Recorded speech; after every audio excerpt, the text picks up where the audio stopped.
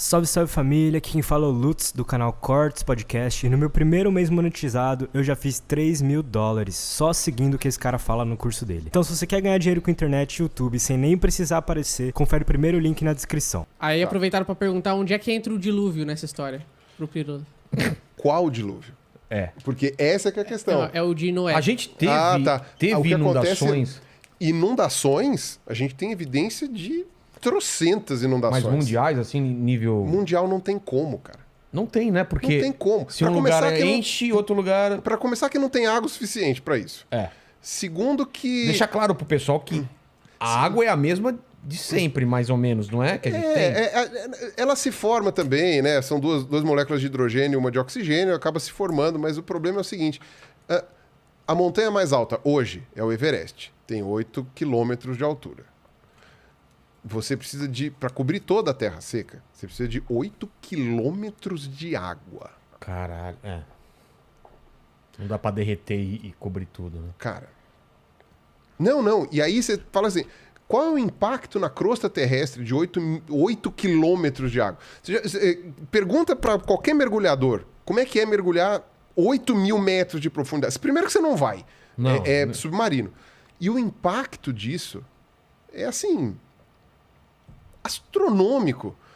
Não ia sobrar nada. Nada é nada. Tipo, é tão fora de lógica você acreditar numa literalidade dessa que assim, é você ignorar toda e qualquer regra que existe hoje para tudo. Não existe água suficiente. Se existisse 8 km de altura de profundidade, você ia ter... sei lá... você ia ter uma pressão em cima das placas. Mas você pode ter povos primitivos acreditando que aquilo é no mundo inteiro quando foi na região dele, não é isso? Exato. O que a gente sabe, a gente tem evidências de várias inundações em vários lugares, de maior ou menor porte.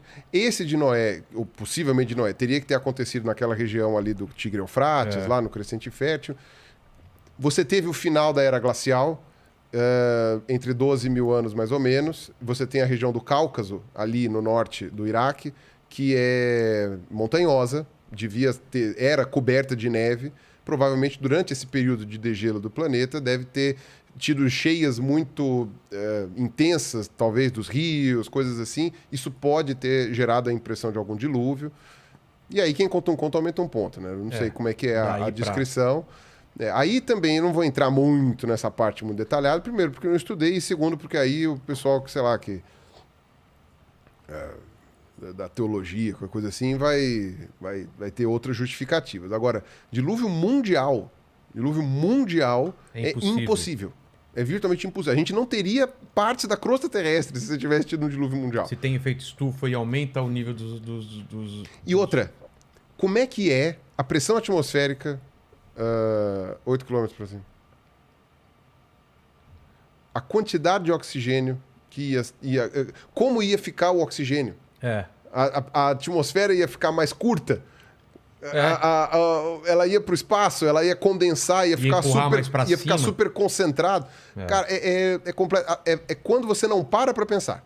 Se você não para pensar na dinâmica do planeta e como as coisas são, aí dá nisso. Agora, aí eu dou a minha interpretação. A minha interpretação, que é a interpretação de um ateu, interpretação de uma pessoa que estuda a parte científica da coisa, e a interpretação de quem leu em português e em inglês só, né? Não li em hebraico, não li nessas coisas, lê em português e em inglês a Bíblia. E aí você vê a interpretação disso daí que eu dou, é o seguinte: para mim é muito claro na Bíblia, que eles desenham uma terra plana ali. É muito claro para mim. Tudo bem, o pessoal da teologia tá se rasgando no meio aí, tá? Aquela coisa assim, desculpe, Iago, eu sei, amanhã vai ter vídeo resposta, mas vai ter aquela coisa assim. Mas para mim, lendo o livro do Gênesis, os primeiros livros ali, para mim aquilo lá é muito evidente que eles estão falando de uma terra plana. Deus separa as águas. Ou seja, o céu era azul, chovia. a descrição que se dá, inclusive tem uma imagem, né? Tem um desenho que ficou famoso, né? Que é um desenho que representa mais ou menos isso, que é inclusive a versão que é usada pelos terraplanistas. Os terraplanistas falam isso. Eles dizem que a Bíblia diz que a Terra é plana. É que, como, sei lá, 99% dos teólogos não são terraplanistas, eles dão outras interpretações, inclusive de tradução e tal. Por isso que eu tô falando, eu não li em hebraico. Tá.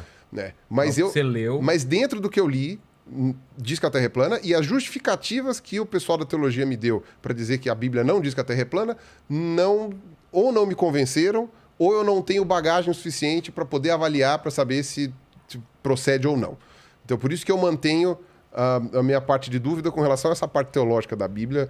Por isso que eu estou falando, é a minha interpretação. Não estou falando que eu estou correto, não estou falando que eu não tenho conhecimento, não sei ler hebraico, nada disso.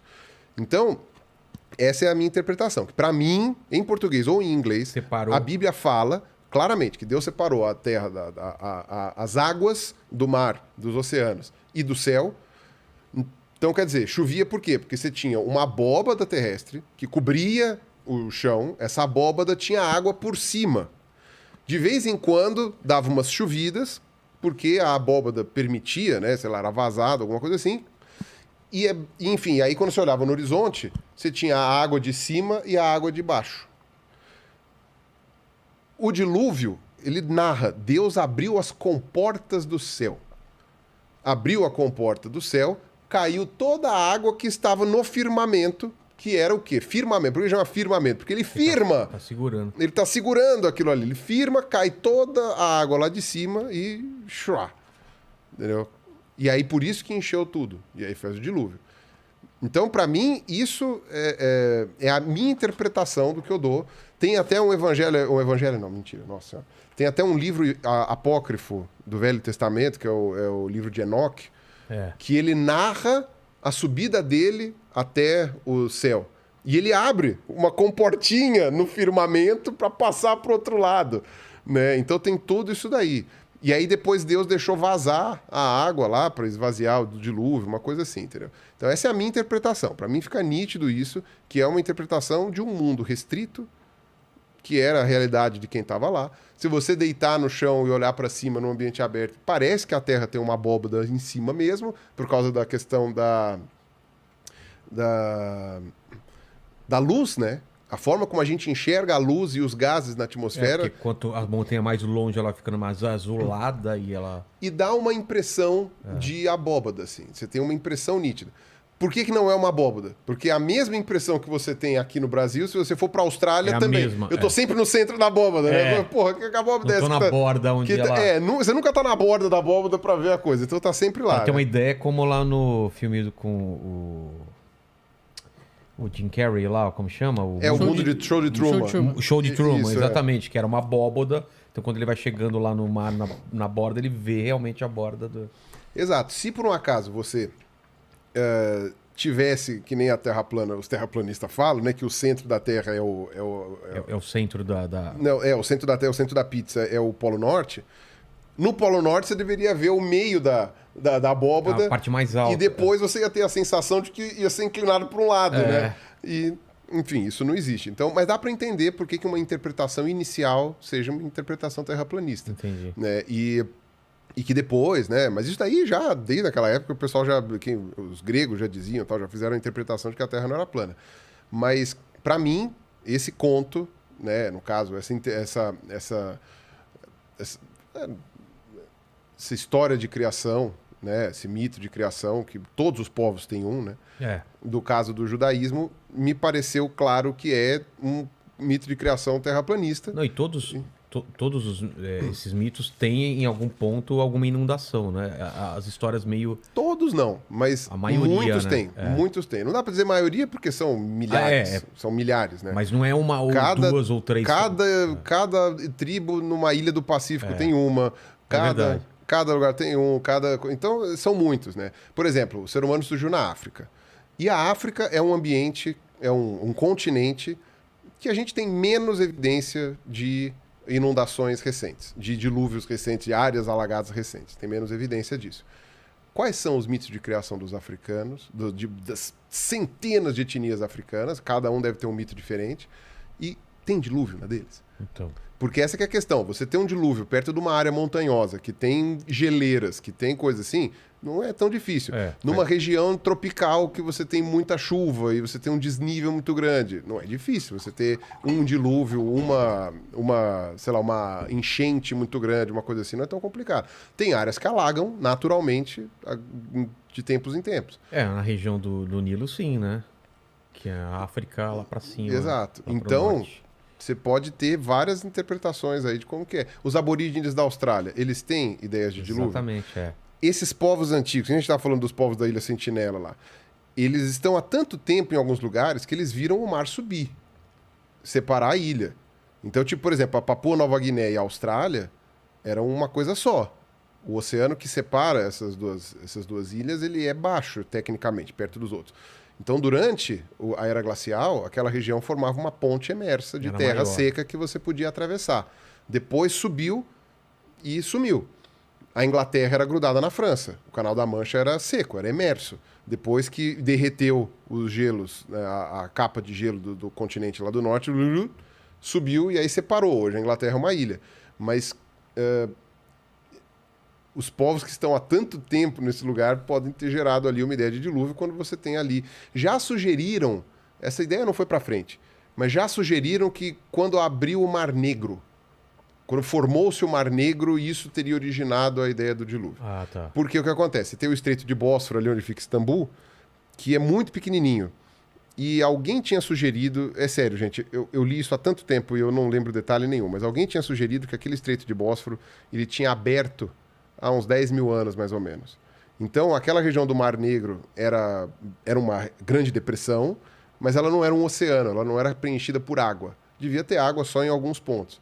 E aí, quando rompeu o Estreito de Bósforo, foi tipo... né?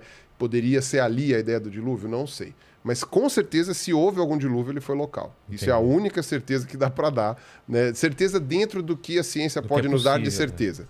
Né? Que é o que o pessoal acha que é uma falha da ciência, quando, na verdade, para mim, é uma vantagem da ciência. E ela não ter todas as respostas? Dela não ter certezas. Ah, tá. Certezas são complicadas. E é por isso que... E o pior é que o nosso cérebro, ele é adaptado para detestar dúvidas. Então, é complicado porque, assim... A gente não lida bem com... Não lida bem com dúvidas. Então, isso, inclusive, foi uma parte do meu processo, do meu ateísmo, tal, não sei o quê, foi saber lidar com as dúvidas de que certas coisas eu nunca vou responder e a desconfiar de quem responde com muita facilidade, com muita certeza. Para mim, quem tem muita certeza, ou está enganado ou está enganando.